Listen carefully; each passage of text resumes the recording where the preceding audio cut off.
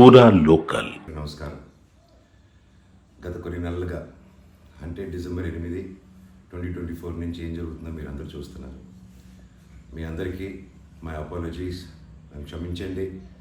ఎందుకంటే ఈ ఒక సమస్య నేను ఎవరి కోసం అయితే పోరాడుతున్నానో మా స్టూడెంట్స్ కోసం అండ్ మా కాలేజీలో ఆపోజిట్లో ఉన్న పని చేసుకుంటూ ఉన్న ప్రజల కోసం అండ్ వ్యాపారాలు చేసుకుంటున్న ప్రతి ఒక్కరి కోసం. అండ్ నేను ఫస్ట్ నుంచి దాని మీద మాట్లాడుతుంటే అది తప్ప డైవర్షన్ చేస్తూ నా మీద అటాక్లు చేస్తూ నా కుటుంబ సభ్యులను లాగుతూ నన్ను ఒక మనిషిని ఎన్ని విధాలుగా ఇబ్బంది పెట్టాలో అన్ని విధాలుగా ఇబ్బంది పెట్టేస్తున్నారు. అండ్ భయపడతారు అనుకుంటున్నారేమో, అది జరగని పని, ఈ జన్మకి జరగదు. అది నేను తప్పు చేయలేదు.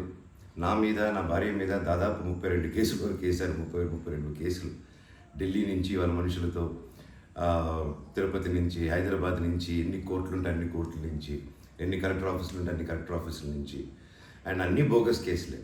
అండ్ అన్నింటికి నాది ఒకటే రిప్లై, ఎందుకంటే నిజానికి ఒకే వర్షన్ ఉంటుంది, అబద్ధానికి అన్ని వర్షన్స్ ఉంటాయి. క్లుప్తంగా ఈ మధ్య జరిగింది. నేను ఫస్ట్ ఏం చెప్తున్నాను, వీళ్ళు బౌన్సర్స్ చేసుకొని మా వాళ్ళందరినీ కొడుతున్నారు, అక్కడ ఊరు వాళ్ళందరినీ కొడుతున్నారు, స్టూడెంట్స్ని కొడుతున్నారు అని నేను చెప్తూనే వస్తున్నాను. నేను అలా చెప్తుండగా నేను రాయచోటికి ఒక ఫంక్షన్కి వెళ్ళినప్పుడు ఆ ఫంక్షన్లో ఇక్కడ ఉన్న వాళ్ళందరూ వచ్చి ఒక వ్యక్తి రాకుండా ఇక్కడ వ్యాపారం చేసుకుంటుంటే ఆయన స్టోర్లో దూరి వస్తువులన్నీ ధ్వంసం చేసి కొట్టేసి అక్కడ ఉన్న స్టూడెంట్స్ని కొట్టి అద్దాలన్నీ పగలగొట్టి ఆ వీడియోస్ అన్నీ వచ్చాయి బయటికి. ఇంకా చాలా వీడియోస్ ఉన్నాయి. అన్నీ నేను చంద్రగిరి సిఐ గారికి ప్రతి ఒక్కరికి ట్రాన్స్ఫర్ చేయడం జరిగింది. ఓనర్ ఇంకా కనిపించలేదు, ఆయన ఏమయ్యాడో ఎవరు దీంట్లో ఉన్నారో తెలియదు. కాకపోతే వచ్చి కంప్లైంట్ అది చూసిన వాళ్ళు వచ్చి కంప్లైంట్ ఇస్తున్నా కంప్లైంట్ తీసుకోలేని పరిస్థితి.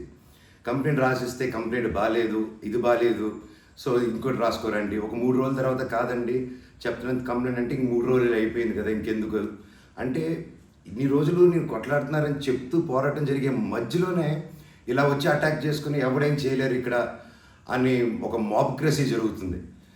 అండ్ నిన్న రాత్రి కూడా నాకు ఇంటెలిజెన్స్ నుంచి మా హాస్టల్ ఓనర్ సురేష్ అన్నకి ఆ వాయిస్ రికార్డింగ్ కూడా మీకు పంపిస్తాను. ఫోన్ చేసి నేను ఆనరబుల్ సీఎం గారి దగ్గర బందోబస్తులో ఉన్నాను, మనోజ్ గారు అక్కడికి వచ్చారా, ఎందుకు వచ్చారు, మీ హాస్టల్ దగ్గరికి వచ్చారా, ఎఫ్ఐ దగ్గర రెస్టారెంట్ దగ్గరికి వచ్చారా, ఏదైనా ప్రోగ్రామ్ చేశారా. నేను ఆ సార్కి చెప్పాను, సార్ ఇఫ్ ఎనీథింగ్ నన్ను అడగండి. నేను ఆ సార్తో ముందు కూడా మాట్లాడాను, మీరు వాళ్ళని ఇబ్బంది పెట్టకండి, ఎనీథింగ్ ఎనీ టైం నాకు ఫోన్ చేయండి అన్నాను.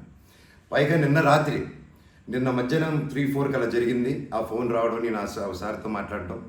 మళ్ళీ నిన్న రాత్రి నేను ఇక్కడ తెలిసిన వాళ్ళ రిసార్ట్లో ఉంటే, ఇప్పుడు దాదాపు ఒక 15-20 ఇల్లు ఉంటాయి ఇక్కడ.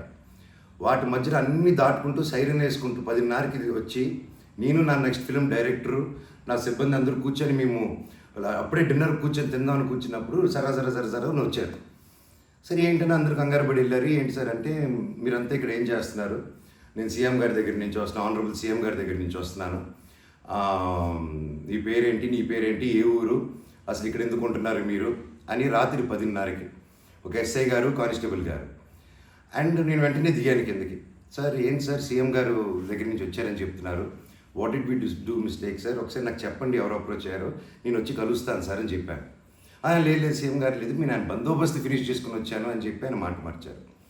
ఓకే సార్ అంటే మేము దాదాపు ఒక 10-15 మంది ఉన్నామండి ఇక్కడ రిసార్ట్లో, ఒక 3 ఇల్లు తీసుకుని ఉన్నాం. అండ్ అందరూ చూస్తున్నారు, అన్ని రికార్డింగ్స్ అన్నీ చేస్తున్నాం మేము జరిగిందంతా. లేదు సార్ ఇలా అన్అఫీషియల్గా కాదు సార్, స్టేషన్కి వెళ్దాము, అక్కడైతే రికార్డింగ్ ఉంటుంది, డైరెక్ట్ డీజీపీ గారి ఆఫీస్కి ఉంటుంది, let's do that recording there sir అని చెప్పి మీ గారు అదండి స్టేషన్కి వెళ్ళి నాకు ఒకటే చెప్పండి, ఆనరబుల్ సీఎం గారి పేరు ఎందుకు తీశారు మీరు, అండ్ మా వాళ్ళని ఎందుకు ఇంటిమిడేట్ చేస్తున్నారు, అక్కడ షాప్ ఇరిగిపోయి అదంతా చేసి కంప్లైంట్ చేస్తుంటే వాళ్ళని ఏం చేయట్లేదు, అది అడిగిన వాడిని మాత్రం ఇలా వచ్చి టార్చర్ చేస్తున్నారు. భయానికంటే ప్రేమ గొప్పదండి, అది నేను నమ్ముతాను. అండ్ నేను మళ్ళీ చెప్తాను, జరిగింది ఇది. అండ్ నేను అక్కడికి వెళ్ళిన తర్వాత